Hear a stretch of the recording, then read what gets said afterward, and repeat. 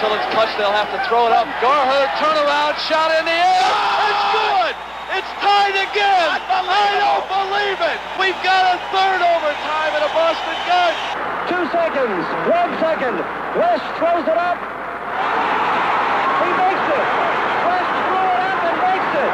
Jerry West made it from the other side of the midcourt stripe. Greer's putting the ball on a play. He gets it out deep, and Havlicek steals it over to Stan Jones. Havlicek stole the ball. It's all over. It's all over. Johnny Havlicek is being mobbed by the fans. Johnny Havlicek stole the ball.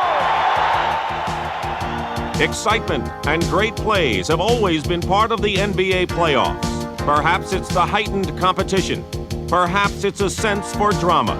Playoff time seems to offer a special invitation for basketball's most extraordinary moments. This legacy continued in 1985 as heralded rookies gave dazzling performances.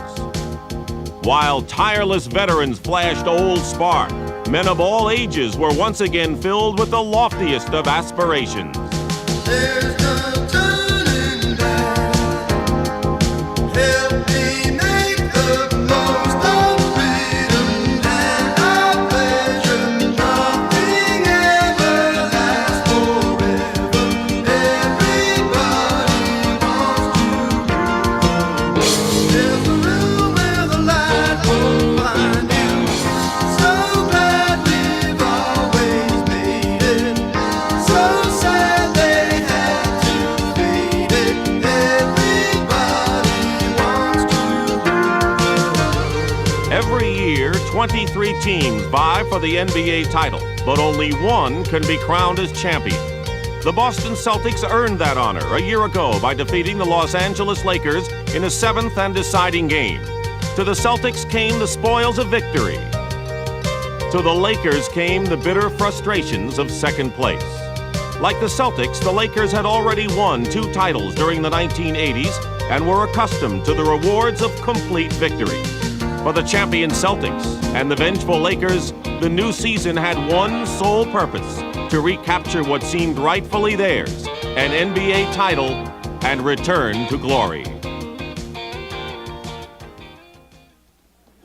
The Boston Celtics began their title defense against the Cleveland Cavaliers, a once woeful team just missing twin upsets at the Boston Garden. The Celtics' close victories also came at a price.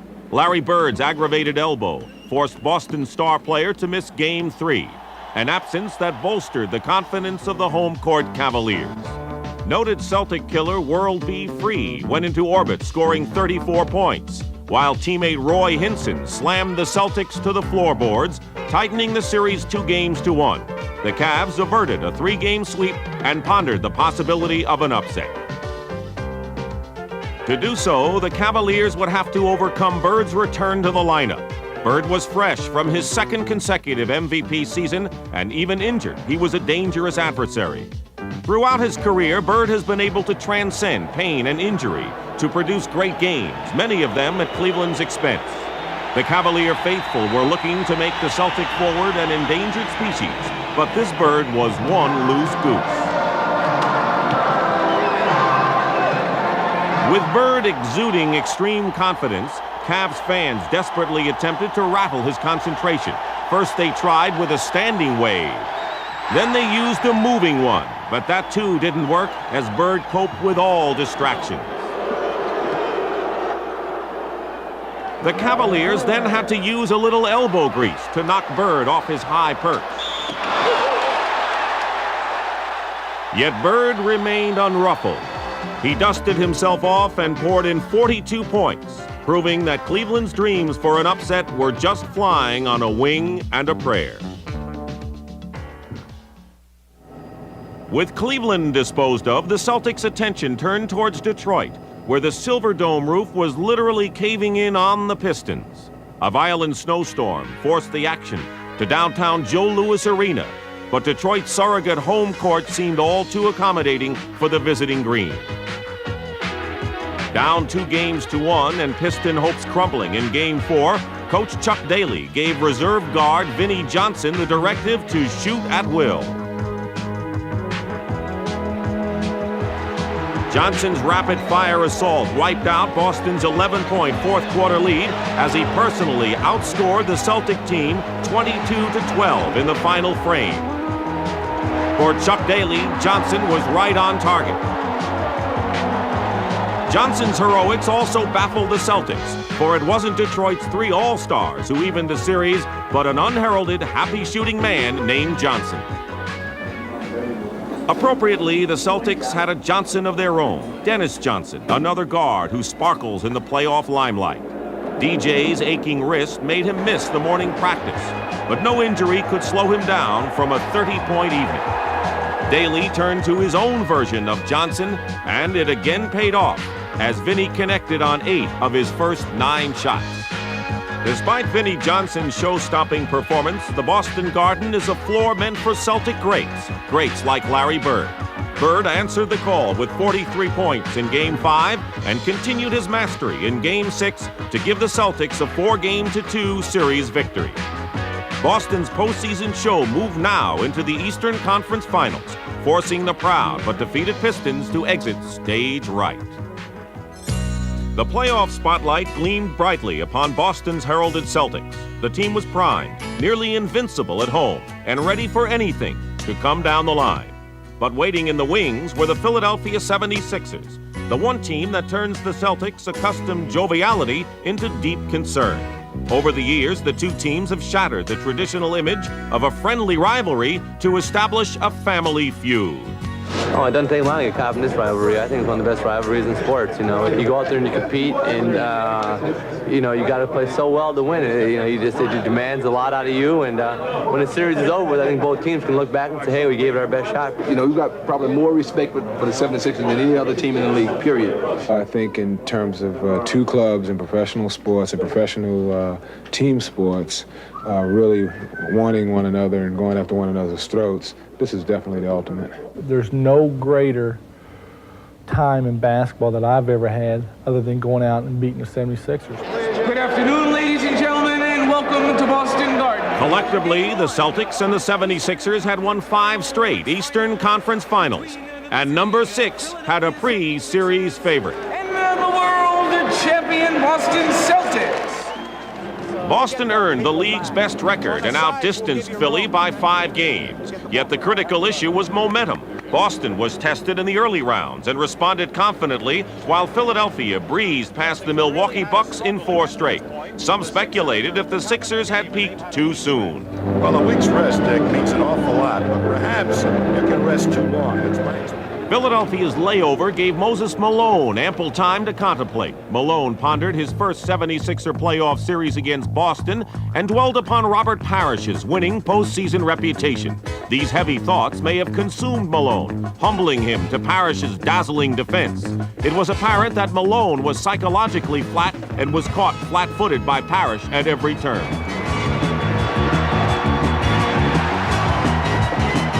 Malone was not the only one affected by mind games, as Larry Bird's hypnotic offense put all the 76ers in a trance. The 76ers were ambushed in the series' first 2 games, and coach Billy Cunningham wondered how he would regroup his troops.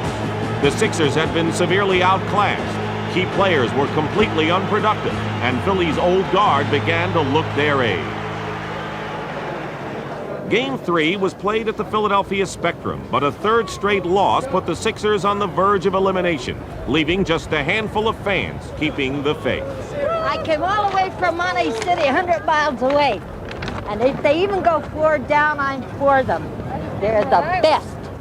Rookie Charles Barkley finally gave Philly fans a reason to cheer. In Game 4, the powerfully built forward cleared the boards for 20 rebounds and chipped in 15 points to lead Philadelphia to their first win of the series.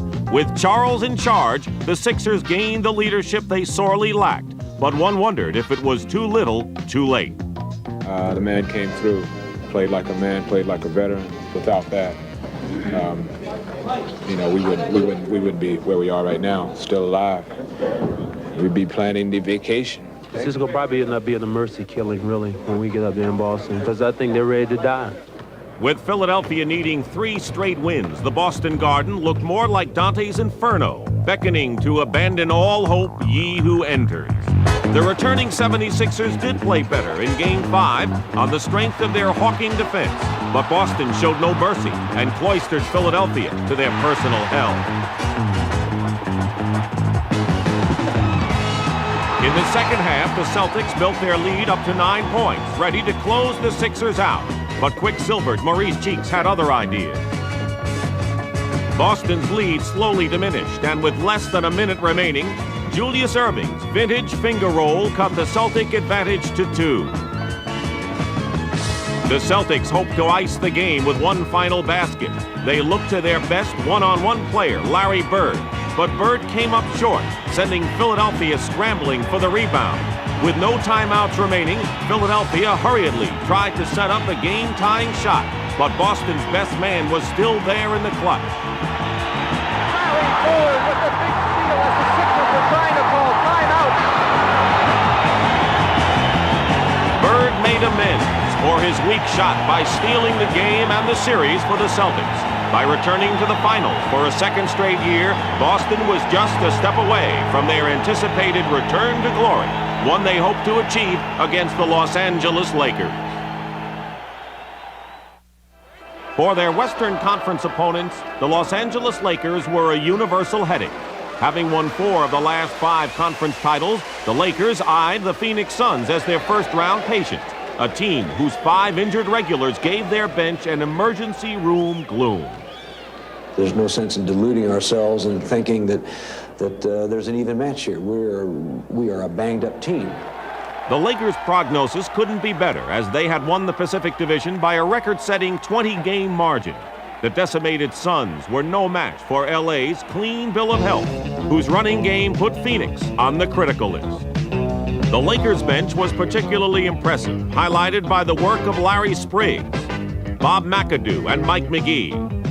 Everything was bouncing LA's way, and it wasn't for the Suns.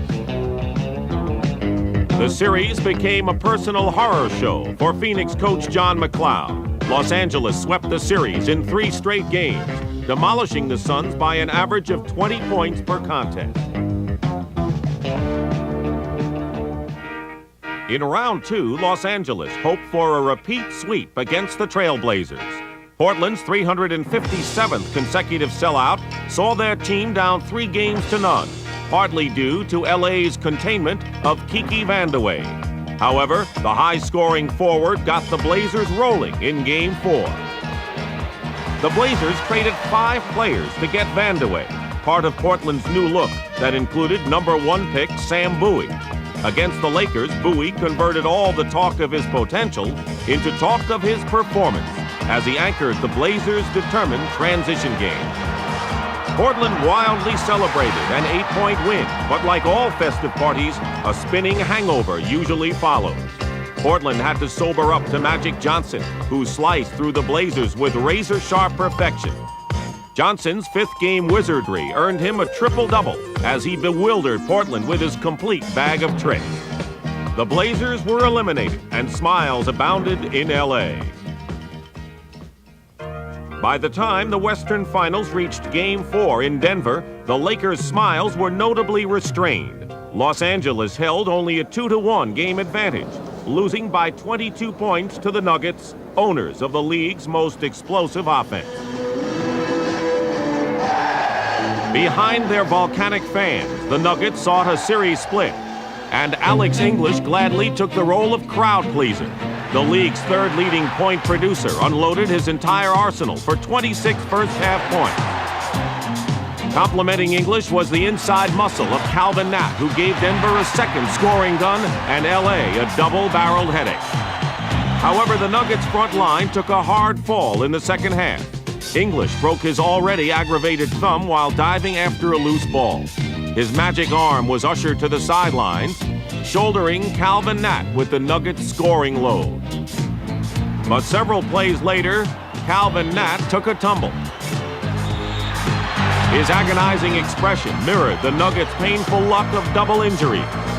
But throughout the season, Denver fans and Coach Doug Moe had marveled at Nat's ability to rebound from adversity. When they see him go out and play, and they know that there's a lot of times he shouldn't be playing, they know there's a lot of times he can't even walk, and he goes out and plays. And that's not, you hear that said a lot of times, but this is a definite, true case of a guy that pushes himself beyond his limits, and I can't imagine anyone being any tougher than Calvin Nat. With Denver's scoring machine grounded, the Laker Air Corps looked to break the game wide open.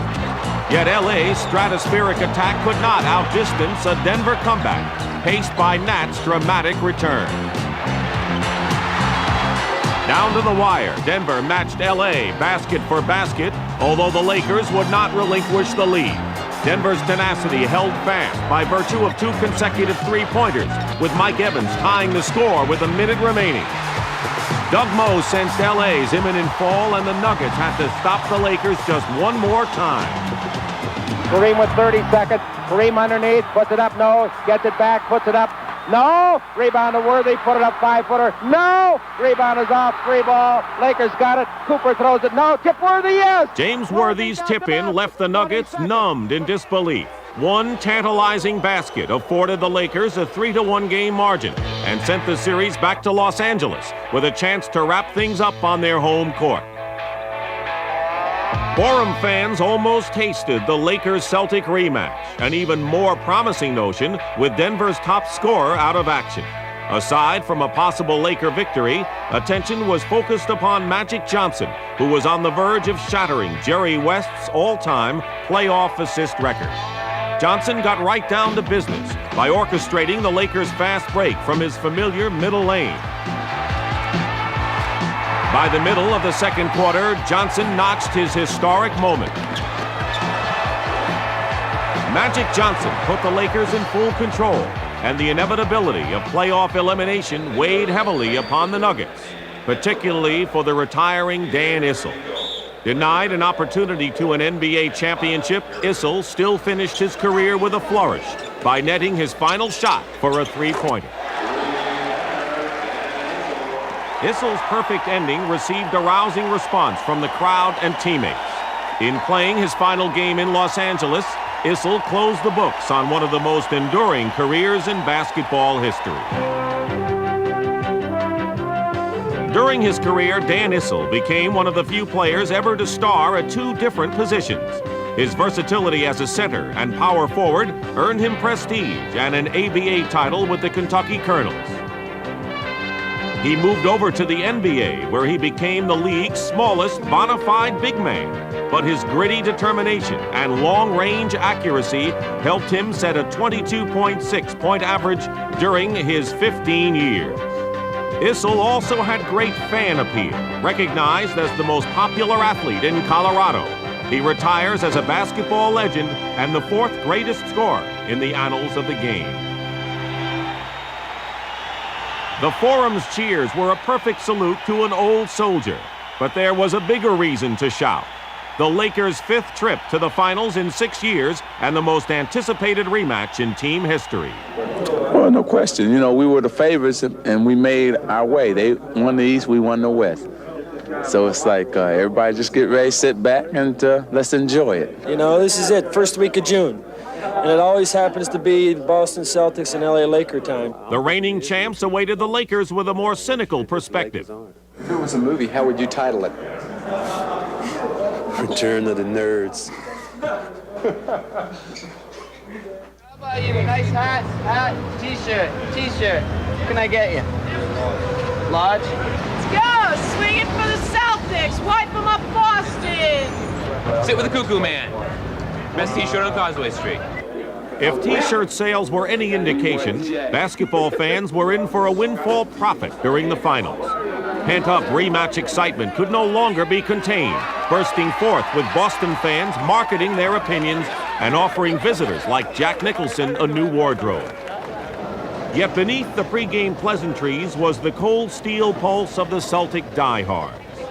They just didn't sit in the Boston Garden. They manned battle stations, psyching themselves for the opening tip-off. Celtic players were slightly less intense. Guys, turn around. You know what all this is? This is what happens when you get to the big boys. Look at it. see you on television a lot. The Celtics and Lakers rivalry was the perfect drama for a nationwide audience. Okay, now take 4 again, John. Let me just see what it would look like without the white light. With the involved plot complications of the Celtic dynasty and the Lakers' revenge, viewers watched in record numbers. So Larry Bird's injury, of course, is number one, but the Celtics certainly have more problems than the Lakers. And for more on that, let's go back upstairs to Brent. Okay, now take 4 again, John. So we are set to begin now. It is game 1. We are down to the magnificent 2. It's the Lakers and the Celtics coming up on CBS. Interest was building. Before the Celtics and Lakers would grind elbows, they had to square off against a different kind of opponent. Pre-game tension. It affects even the most seasoned athletes. For the Lakers, it was a tough battle amidst Boston's zealous supporters. The Celtics had their own case of the warm-up jitters. Their fans were so accustomed to Celtic championships that they practically demanded it. They were ready to chalk up another victory to Boston's illustrious 15-1 finals record. For both sides, pre-game tension was inescapable. A world championship, the thunderous din, the superb competition, all beneath the legendary banners of basketball's most hallowed hall. They were the supreme ingredients for the year's most anticipated moment, the rematch of the NBA's best 2 teams.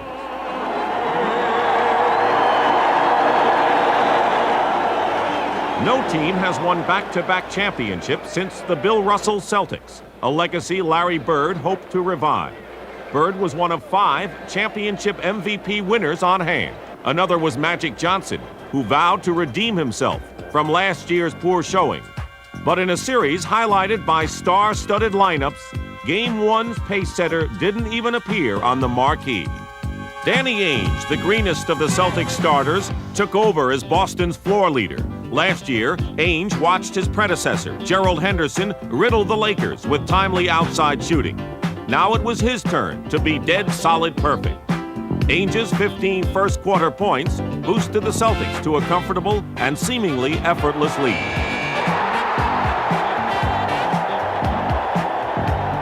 Ainge has always enjoyed a fine reputation as a streak shooter, but rarely in a game of this magnitude. His performance was convincing and slightly unexpected. Kareem Abdul-Jabbar's was simply unexpected. As the Lakers customarily do during an opposition's hot streak, they turned to Kareem to provide stability. But Kareem was wobbly at best. Robert Parrish threw Kareem's low-post offense completely off balance. It was remarkably reminiscent of Game 1 in the Philadelphia series when Parrish dominated Moses Malone. Kareem's game looked flat, and his hustle was closer to a 4-tire blowout. The Lakers were taught a first-half lesson in humility, led by Parrish's mastery over Kareem. The future Hall of Famer turned in his worst game as a playoff performer, enabling Boston to establish a championship record of 79 first-half points. And if that wasn't enough, the Celtics were thirsting for more. Casey Jones wanted to keep his team sharp. He inserted Scott Wedman, who promptly took over where Ainge left off. The sharpshooting swingman connected on all 11 of his field goal attempts, including an incredible 4-for-4 tally from three-point range. Wedman exemplified Boston's day of perfection. For all the glorious games played in Celtic history, Boston had never enjoyed a game quite like this. The Celtics' 148-114 win marked the greatest margin of victory ever in an NBA Finals contest.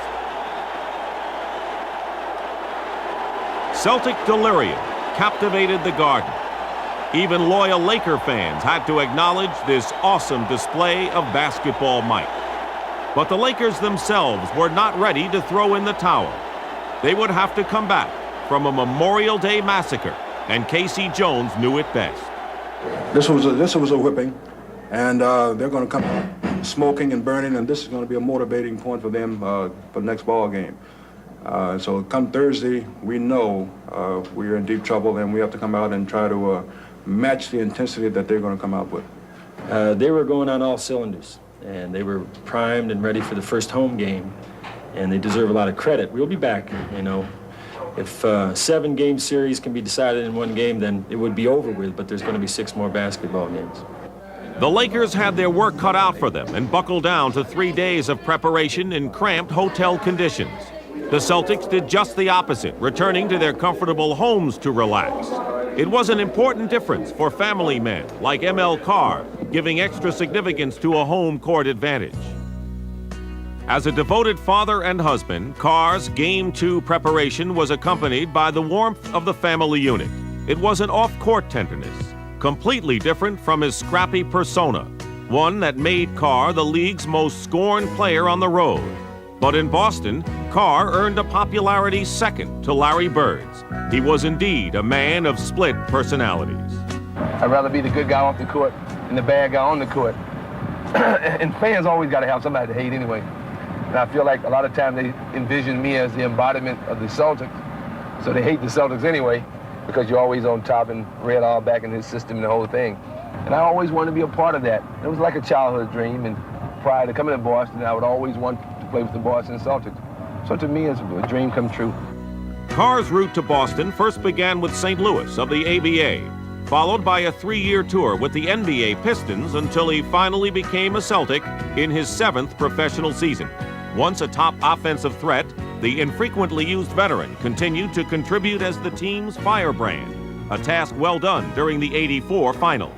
This is not the marching down, boys. What is it? This is marching on to victory. That's what it is. Marching down is already out on the floor. Carr backed his big talk with a big steal to clinch Game 4. Laker fans were fit to be tied, and so was the series, as the most flamboyant Celtic reinforced his image as basketball's bad boy. If I sit up on the sideline and pouted about not playing a lot of time, not being able to do some of the things I did when I was 27, 28 on the basketball court, everybody would say he's a bad apple. You don't need him on the team. You don't need this, you don't need that. But then, in a sort of a sarcastic way, all of a sudden they say he's a cheerleader. And I resent that, I really do. I'm over trying to pass on some of the things that were given to me.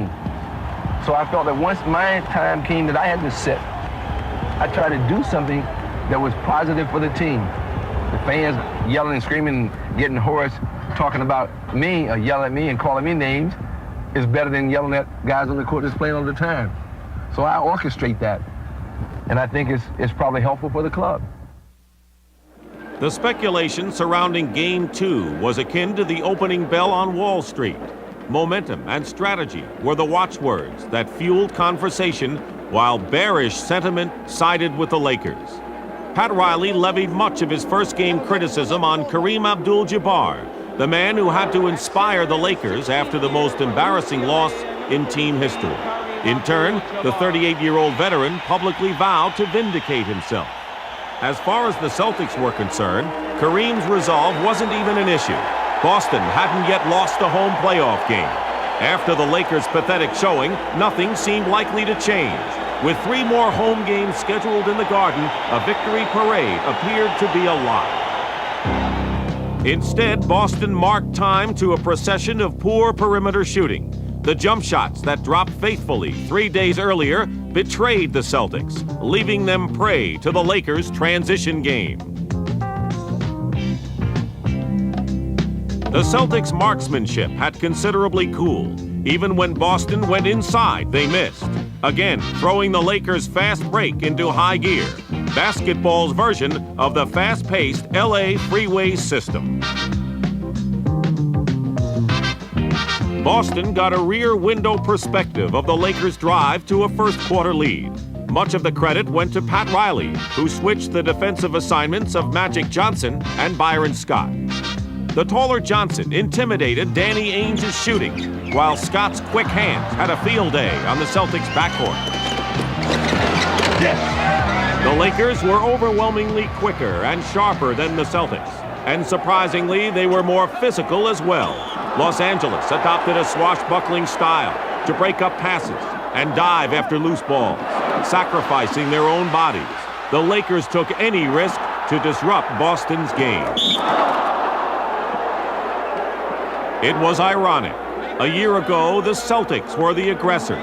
Now, Los Angeles had dramatically turned the tables. However, no role reversal was more illuminating than that of Kareem Abdul-Jabbar, who returned to the basic elements of his game, the skyhook and a lurking defense. Here, Kareem no longer resembled that aging man witnessed in Game 1, but a spry rookie eager to impress.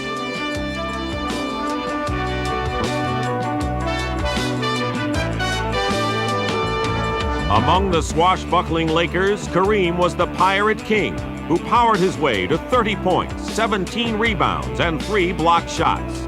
The Laker captain was again at the top of his game, building LA's lead to as many as 18, while Boston floundered in his wake. The Celtics buoyed themselves with a modest rally near the end of the third quarter, but still remained the tormented victims of the bullying Lakers. With the Celtics needing to make up a dozen points in a dozen minutes, Boston now knew it was time to go to war. Make the run now, defense! Solid defense, Dennis! DJ with the ball. Boston is trailing by 12. Now to Bird. Bird on a pop-out. Fires it in. The troops rallied behind Larry Bird, the Celtic floor general, who holds the sterling reputation as basketball's best clutch performer. The Celtics edged closer behind Bird's 5 fourth-quarter baskets and uncanny team play. Back over to Bird. Bird up fakes on the three-pointer, goes into the lane, back over to Robert. Robert gets it. Robert lays it up and in, and he was fouled. Bird and company were beginning to warm up, and the Lakers were feeling the heat. Outscored by a 15-6 clip and the lead cut to 4, the Lakers had to show their poise, desperately in need of a basket. The Lakers looked to Kareem, but the Celtics did too. Now, Magic Johnson devised a plan of his own. The Lakers' lead grew to 6, and the Celtics tried to fight back once again. Unfortunately, Kevin McHale forgot about LA's begoggled wonder. Kareem's block diffused the Celtics' power game, and Michael Cooper's top-of-the-key jumper finally pulled the plug. Cooper's shot just beat the 24-second clock, leaving Boston too little time to mount another charge. Boston had fought back gamely, refusing to yield to LA's strongman tactics, but wound up on the short end of a 109-102 score. The Lakers walked away with what they wanted, a split in Boston and a restoration of their character. The Lakers proved they could rebound from adversity, and the Laker captain did it with a personal return to glory.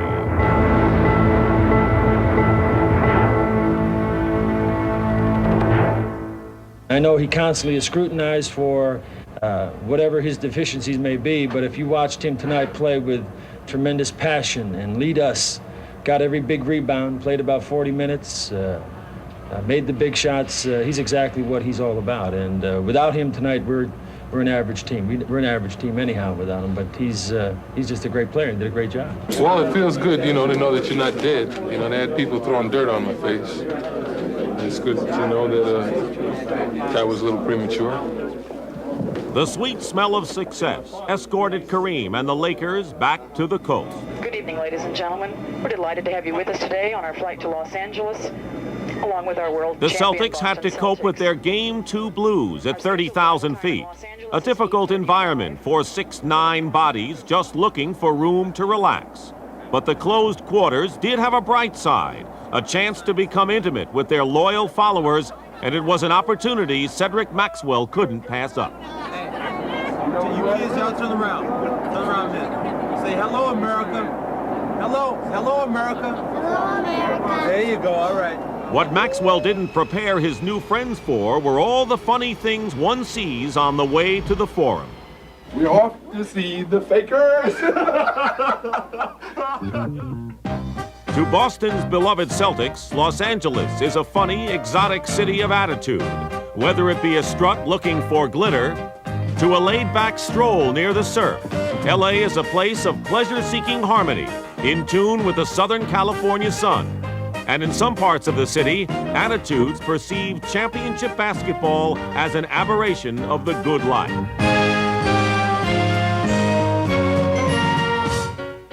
What sporting event is going on today? I don't know. I do exercise and aerobics. I have an international gourmet fudge company. Who has time for sporting events when you are professional people and just steal a day to go shopping? For Lakers, isn't it? It is, right?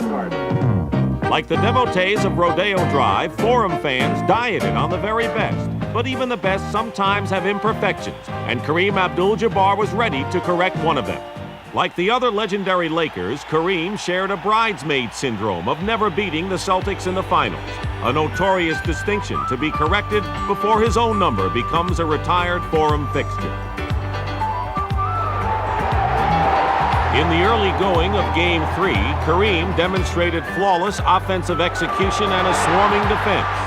Kareem's heightened search for excellence marked a continuation of the Lakers' revival, sending Boston immediately to the board. To soften Kareem's dominant play, Boston fought to regain control of the glass. Their charge was led by Kevin McHale. Like John Havlicek, McHale went from a sixth man to a superb starter. He's catapulted to stardom by way of a long, strong reach and an almost unblockable jump shot. His height and mobility make him a problem for centers and forwards. McHale toiled for 16 points in the game's first 16 minutes, and frankly, the Lakers didn't have a clue how to stop him. The same couldn't be said of Larry Bird, who was consumed by James Worthy's hounding defense. Bird's inaccuracy was the main culprit behind Boston's dwindling 10-point lead, and it gave Magic Johnson a backdoor way to solve the McHale mystery. The Lakers coolly moved back into contention by allowing anyone but McHale to challenge their sagging defense. Byron Scott's monstrous breakaway jam put LA solidly into the lead. Los Angeles' late first half burst sent them into the locker room with a 65-59 advantage and giving the Laker crowd basketball's taste for the good life. The third quarter was a variation on a theme as the Lakers' showtime offense kept the good times rolling. The Lakers exploited their most enviable trait, speed, exploding past the Celtics time and time again. Speed has always been a Lakers trademark, but it has stereotyped them as a one-dimensional team and Pat Riley as a single-issue coach. They just have this perception that we are a footloose and fancy-free team that runs a fast break. And it's, you don't get here 4 years in a row if you don't act aggressively, period. This year, the Lakers had composed a new tune for title redemption, a weary physical waltz. Kevin McHale got the worst of it in the late stages of Game 3. It would be a theme that would haunt the Celtics throughout the series. The bruising pace took its toll, sapping strength and vitality out of everyone on the court. It even took its toll on a tense Jerry West, awaiting the precise moment when Kareem would snap his all-time playoff scoring record. The crowd reacted with a tumultuous response as Kareem had added yet another crowning achievement. He gratefully acknowledged the tribute, but was more attuned to the Lakers' 136-111 victory, a second win that put LA halfway to their season-long quest. Boston's haggard starters looked on, chagrined that their opening game laugher was now a humorous memory for the Lakers. Boston got an education, learning that the science of muscle and brawn was an indisputable element to the Lakers' chemistry. By Game 4, simple mathematics became another important subject, for a third Lakers win would create a highly imbalanced equation.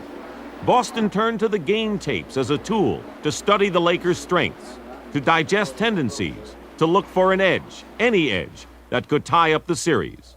If the videotape could provide one, the Celtics waited anxiously for that slow dissolve into game action. From the opening tap, Game 4 shaped up as a classic struggle. Larry Bird's shooting eye returned, while the Lakers' fast break remained in peak form. The score in action was close and lively, as both teams squelched their physical play for a finesse style. The Celtics' strategy was to hone in on Kareem, forcing him to exit early with 2 personal fouls. Boston's videotape classroom revealed LA's reduced mobility whenever the hobbled Mitch Kupchak replaced Abdul-Jabbar. But Mitch Kupchak has never been a stranger to challenges. Kupchak had gained a reputation as a 6th man for the Washington Bullets, contributing heavily to the team's 1978 championship drive. His strong inside play moved to Los Angeles, but in his 34th game as a Laker, Kupchak suffered a severe knee injury. Kupchak was determined to return, but doctors feared irreparable damage. Teammates like Kurt Rambis questioned Kupchak's comeback chances. Practically everybody except himself counted Mitch out. In fact, that probably worked in a positive fashion for Mitch, because he said, I'm going to prove everybody wrong, and I'm going to come back and not only play, but I'm going to play well. You know, when I got injured my first year, I sat back and watched the next 4 years the Lakers go to the finals, and I could not contribute. And when I was able to come back, it acted like a motivating factor. So I knew all I had to do was get back, and I'd be in the finals. Kupchak had arisen from the NBA ashes. His hustle and determination kept Los Angeles close, while Dennis Johnson kept Boston close, with sheer cunning, driving the lane whenever Bird or McHale were double-teamed. He lured the taller Laker guards to challenge his all-NBA defensive skills. He camouflaged his reckless, gambling style to force numerous Laker turnovers. He was the sly fox hunting LA's thoroughbreds, keeping Boston neck and neck by halftime. The Forum's splashy floor show mirrored the action, appealing and in step. Superb entertainment for those who entertain. Yet beneath the talk show smiles was the disturbing memory of last year's identical scenario and that pivotal Game 4 loss. But in LA, sequels are meant to be left on the soundstage. The one technique the Lakers may have borrowed from movie land was special effects. The Lakers' third-quarter defense appeared to be porous and susceptible as they backed away from the Celtics' passing lanes. But it was an illusion as LA snared Celtic passes and bombarded them with unchallenged layups. Boston knew this was no gimmickry as the Lakers streaked to a 14-point swing. The Celtic regulars were being overwhelmed, and Casey Jones was desperate. Jones rotated 4 subs into the lineup, hoping they could slow the Lakers. Boston's second unit did that and more, as Greg Kite bottled up the middle and Quinn Buckner hit a critical 20-footer. The Lakers were folding fast as Boston's second string brought the Celtics to within a basket by the start of the fourth quarter. It was now time for the refreshing Celtic starters to resume their duties, led by that fourth-quarter maven, Larry Bird. I like to play a strong fourth quarter. If I play a strong fourth quarter and we're close, I feel that we're going to win the game. If I'm getting mile-sized shots and I'm moving on the offensive end, it seems like the defense sort of watches me more than any other player that we have. Bird had already showed his fourth-quarter prowess in Game 2. In Game 4, he was an outright tour de force, gobbling up and throwing down anything he could get his hands on. Bird single-handedly catapulted Boston into the lead to increase LA's recurring paranoia. But the Lakers refused to crack as a Magic Johnson steal forged LA back on top with 2:45 remaining. Emotions were swept up by the ebb and tide of lead changes. The Lakers keyed on Larry Bird down the stretch, allowing others like Danny Ainge to carry the burden.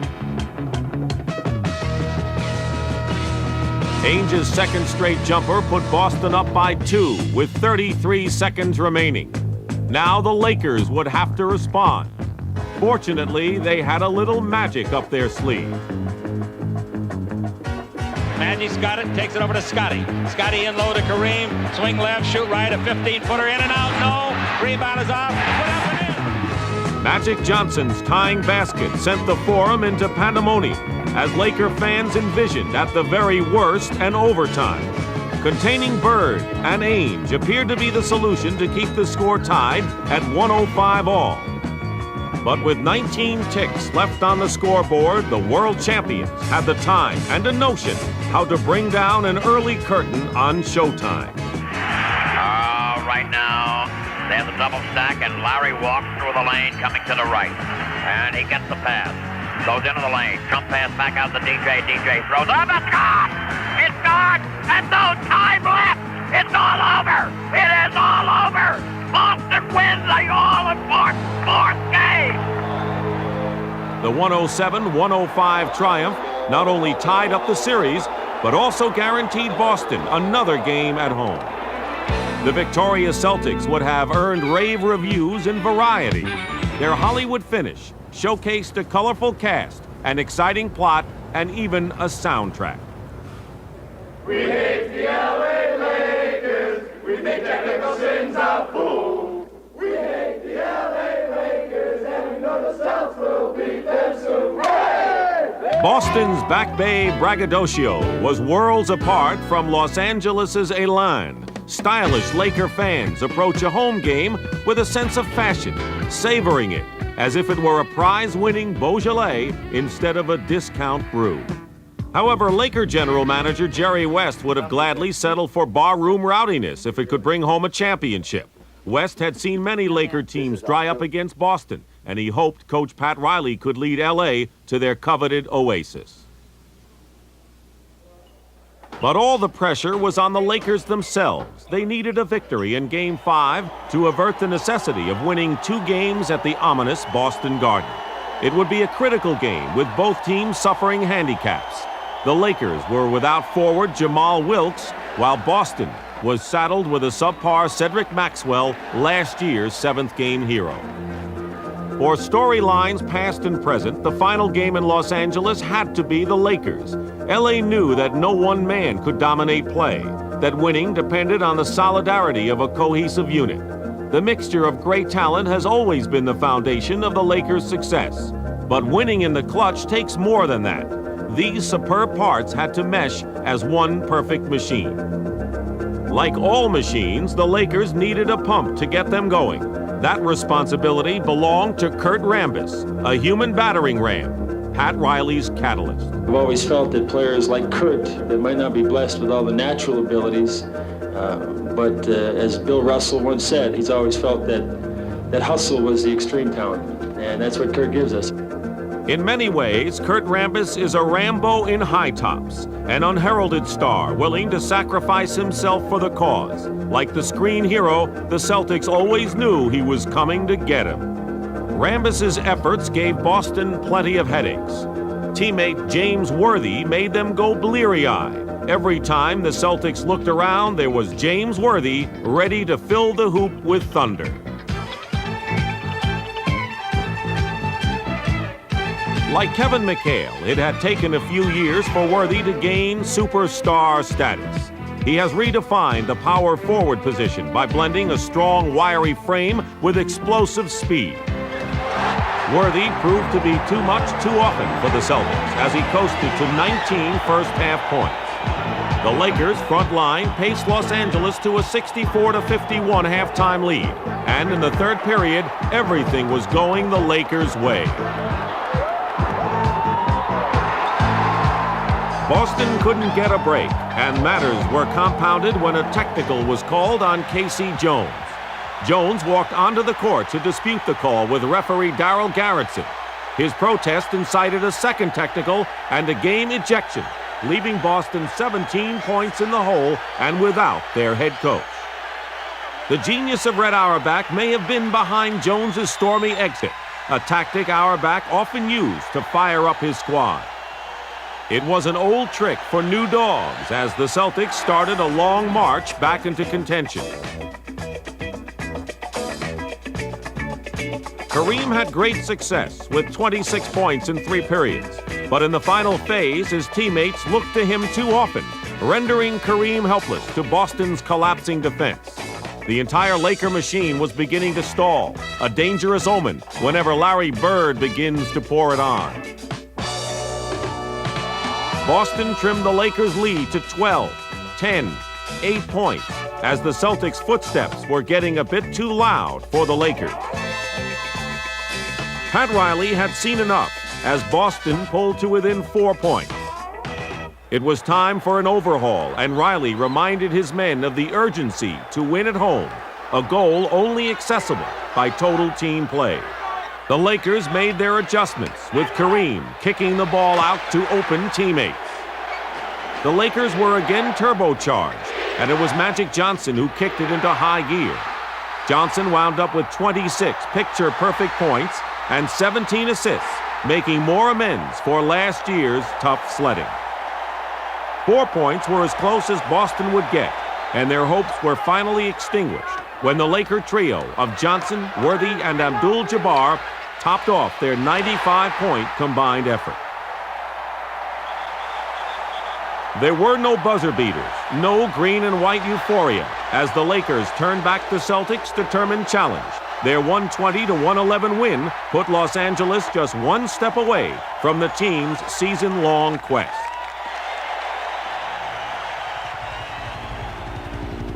Departing LA, the Lakers still had a big task: to pull out one of 2 games at the Boston Garden. Talk on the street made that seem unlikely. We'll give you a prediction. We'll give you today's game to the Celtics and the 7th game to the Celtics, too. When does LA beat them?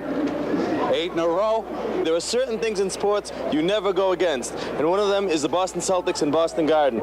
It's all because of the parquet, nothing else. The Celtic myth translated clearly in any language. I Celtics sono numero uno. And a very pleasant good afternoon to you, ladies and gentlemen, from the Boston Garden, where the Los Angeles Lakers hope to achieve something they have never done. The Los Angeles Lakers, by winning 2 of 3 at home in the new format of the NBA, have achieved a 3-2 advantage. They want to stifle the Celtics here today and be crowned the 1985 world champions. The NBA title is on the line at Boston Garden. I'm Chick Hearn, and we hope that you will enjoy it. Despite having a win in hand, the Lakers were underdogs. Boston's unfriendly parquet was a graveyard to every team that tried to wrestle a championship from the home court Celtics, and fans look forward to another death walk. The ghosts of Celtics past failed to rattle Kareem Abdul-Jabbar, who looked to take the title torch away from another number 33, Larry Bird. But Boston looked exceptionally loose, even nonchalant, knowing they still had breath in their championship lives. But in the opening minutes, an airtight rim sent Boston scurrying for the oxygen mask. The Celtics kept missing easy chip-ins, and the Laker guards took advantage. Byron Scott shot BBs from the outside, while Magic Johnson lined up his howitzer. Both benches realized the importance of establishing tempo, which from Pat Riley's view looked pretty good. But occasionally the Celtics stumbled across a lucky clover, finding the Lakers out of position. Boston had reason to cheer. Their offense was playing poorly, but the Celtics remained close. Yet there was no explanation why they were missing the easiest of plays. Robert Parrish's botched layup was doubly fatal, as the Celtics center brooded down court, while Kareem took advantage of smaller opponents. There were moments when the Lakers were as sharp as the crease on Pat Riley's new suit, but this scattered brilliance produced a disappointing result, a tied halftime score against a weakened opponent. Oddly, the Lakers were their own worst enemy by shooting just 60% from the foul line while being out-rebounded by 9. The Lakers' halftime revision was a simple one. Get the ball to Kareem, who delivered just 12 seconds into the third period. The Lakers began playing with a higher level of intensity, most apparent with Magic Johnson, who was still avenging last year's final game. Los Angeles moved out to a 10-point lead, and Riley screamed to maintain the winning edge. The Lakers kept pouring it on, and in turn, the Celtics kept spilling their guts. The leprechaun charm of the Boston Garden now seemed as thin as the Celtic hands were heavy.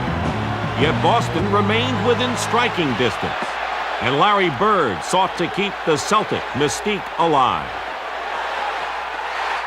As they had done throughout the series, Boston mounted another fourth-period comeback. Bird's efforts were accompanied by Kevin McHale, who used up all his fouls before nodding out with a 32-point, 16-rebound day.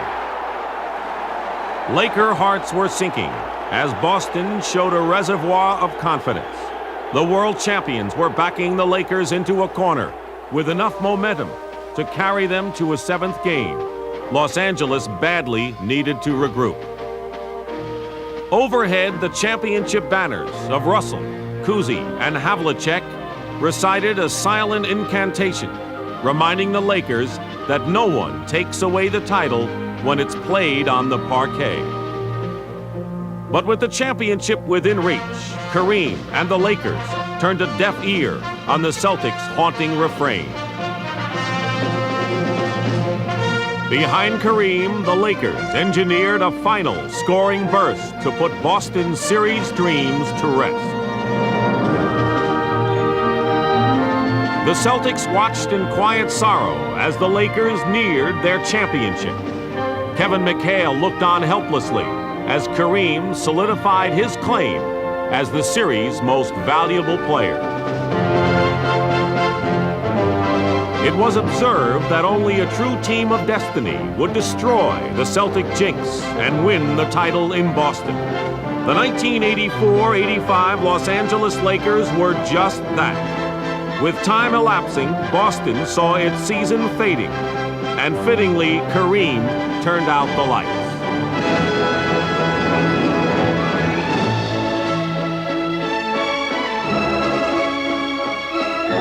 The Los Angeles Lakers had finally achieved their impossible dream. After 8 disappointments, the Lakers could finally hold their heads victorious over the Celtics. They did it in 6 games, and of all places, in Boston Garden. The losing Celtics watched with exasperation, reliving the wonderful moment that was theirs just a year ago. It was the greatest of the Lakers' 9 NBA championships. For Wilt, Elgin, Jerry, and everyone who wore a purple and gold uniform, this was a fulfillment of a promise and a return to glory.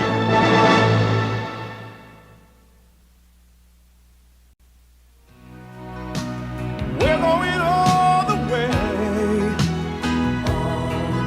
If the two of us both want it, I'd lay my money on it. Starting today,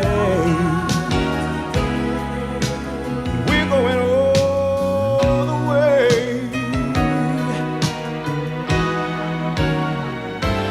I know for certain that there's more than magic in these feelings that you found. We're standing on solid ground, but now we're both ready for the real thing, 'cause our dues have all been paid. We finally got it made. Believe me when I tell you there's no need to be afraid, 'cause we're going all the way. We're headed for forever, and that's where we're gonna stay. The more you hear me, the more I know it. We got it all here, we just don't blow it. We're going all the way.